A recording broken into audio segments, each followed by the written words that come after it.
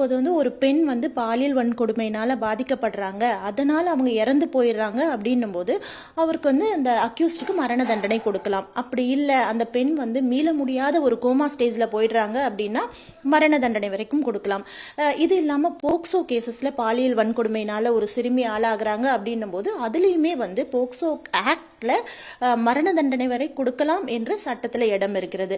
இதுக்காக வந்து இந்த பாலியல் வன்கொடுமை பண்ணதுனால ஒரு குற்றவாளி வந்து என்கவுண்டர் பண்ணணும் அப்படிங்கிறது வந்து தவறு.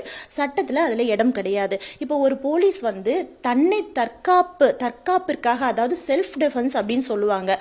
இப்போ ஒரு குற்றவாளி வந்து தன்னை தாக்க வராரு, தன்னை வந்து கொலை செய்ய முயற்சி பண்றாரு அப்படின்னும் போது அதை எதிர்த்து வந்து தன்னை பாதுகாப்பதற்காக வந்து அவர் கொலை பண்ணலாம், அதாவது என்கவுண்டர் பண்ணலாம். அப்படி பண்ணால் வந்து அது தவறில்லை. இல்லை, ஒரு திட்டமிட்டு அவர்களை என்கவுண்டர் பண்ணுறது அப்படிங்கிறது சட்டத்திற்கு முன்னாடி வந்து அது குற்றம்தான். அந்த போலீஸ் ஆஃபீஸரையே வந்து கொலை வழக்கு பதிவு பண்ணி அவருக்குமே வந்து ஆயுள் தண்டனை வரை கொடுக்கலாம். இப்போ இந்த தினசரியா இந்த விவகாரம் நடக்கிறதால இப்ப பழைய நடைமுறைகள் தூக்கு தண்டனை கொடுத்துடணும், ஃபாரின் கண்ட்ரீஸ்ல கொடுக்குற மாதிரி தூக்கு தண்டனை கொடுத்தா அந்த மாதிரி எல்லாம் பண்ணலாமே அப்படின்ற மாதிரி கேள்வி எழுப்புறாங்க. இந்த பழைய நடைமுறை தூக்கு தண்டனை கொடுக்கறதுக்கான பாசிபிலிட்டி வந்து இந்த மாதிரி வழக்குகள்லாம் இருக்காங்க. அதாவது இன்னமும் நீதிமன்றங்கள்ல வந்து ட்ரையல் கோர்ட்ல வந்து தூக்கு தண்டனை கொடுக்குறாங்க. தூக்கு தண்டனையிலிருந்து அவங்க மேல்முறையீடு வரும்போது, மேல்முறையீடுல சப்போஸ் ஹைகோர்ட் வராங்க அப்படின்னா ஹைகோர்ட்டும் தூக்கு தண்டனையை கன்ஃபார்ம் பண்றாங்க அப்படின்னா அவங்க என்ன பண்றாங்க, மேல்முறையீடுல சுப்ரீம் கோர்ட் போறாங்க. அங்கேயும் கன்ஃபார்ம் பண்றாங்க அப்படின்னா கவர்னர் கிட்டயோ பிரசிடென்ட் கிட்டயோ மெர்சி பெட்டிஷன் சொல்லிட்டு அது மூலியமா போறாங்க. அப்ப இவங்களுக்கு ஸ்டெப் பை ஸ்டெப் ஸ்டேஜஸ் இருக்கிறதுனால இந்த தூக்கு தண்டனை வந்து ஆயுள் தண்டனையா வந்து மாறுறதுக்கோ இல்ல சாகும் வரை ஆயுள் தண்டனையா மாறுறதுக்கோ வாய்ப்புகள் இருக்கிறதுனால இந்த தூக்கு தண்டனைகள் இப்போது நிறைவேற்றப்படுவதில்லை. இப்போ இந்த வழக்குகள் எல்லாம் பாத்தீங்கன்னா மேடம், கடந்த கால வழக்குகள் இப்ப இருக்க வழக்குகள்ல தொடர்ந்து வந்து ஆயுள் தண்டனை, இரட்டை ஆயுள் தண்டனை, சாகும் வரை ஆயுள் தண்டனை அதே மாதிரிதான் கொடுக்குறாங்க. பட் வந்து இது ஒரு இறுதி கட்டமா இந்த வழக்குகள்லாம் வந்து முடியாதா அப்படின்ற ஒரு கேள்வி இருக்கு.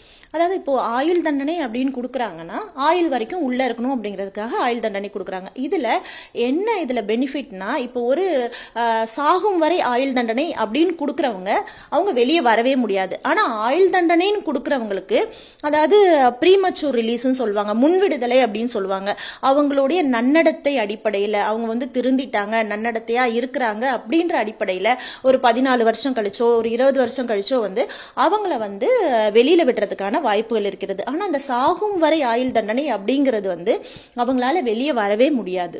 இப்போ இந்த தூக்கு தண்டனை வந்து மீண்டும் வந்து ஏதாவது இந்த மாதிரி ரீசெண்ட் டேஸ்ல இந்த மாதிரி கேசஸ்ல நடந்திருக்குங்களா மேடம்? அது இந்த பாலியல் வழக்குல தூக்கு தண்டனை வந்து ஏதாவது கேசஸ்ல அந்த மாதிரி நடந்திருக்கா? நம்ம லைவா வந்து அந்த மாதிரி தூக்கு போட்டு அந்த மாதிரி லைவ்ல ஏதாவது நடந்திருக்குங்களா? இல்லை, இப்போ சில காலங்களாக வந்து அது நடக்கிறது இல்லை. அதாவது தூக்கு தண்டனை கொடுக்குறாங்க, மேல்முறையீடு வரும்போது அது ஆயுள் தண்டனையாவோ இல்லை வந்து சாகும் வரை ஆயுள் தண்டனையாவோ மாறிடுது. அது மீண்டும் தூக்கு தண்டனையா கொடுக்கணும்னா என்ன மேடம் சட்டத்துல இடம் இருக்கு? ஒரு லோயர் கோர்ட்ல, அதாவது ட்ரையல் கோர்ட்ல ஒன்ஸ் வந்து தூக்கு தண்டனைன்னு கொடுத்துட்டு ஹைகோர்ட்டுக்கோ இல்லை சுப்ரீம் கோர்ட்டுக்கோ வந்துட்டு அது ஆயுள் தண்டனை அப்படின்னு கொடுத்துட்டாங்கன்னா மறுபடியும் வந்து அது தூக்கு தண்டனையா வந்து ரிவர்ஸ் பண்ணி எடுத்துட்டு வர முடியாது.